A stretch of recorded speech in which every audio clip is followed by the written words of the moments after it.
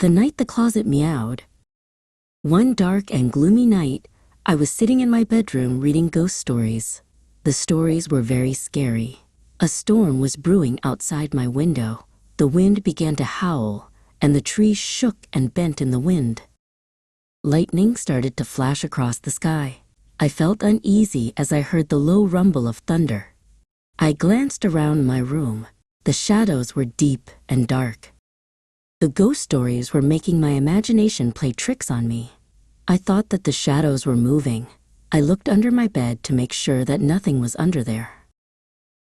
I hid under the covers and peeked out. I was starting to hear things. A big streak of lightning flashed across the sky, and a loud clap of thunder made me jump. I was very nervous. All of a sudden, I heard a noise. It was coming from my closet.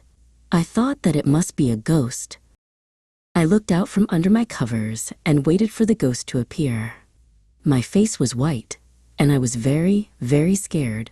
Then, I heard the noise again. Yes, there was definitely a rustling in my closet. I stayed very still and did not make a sound.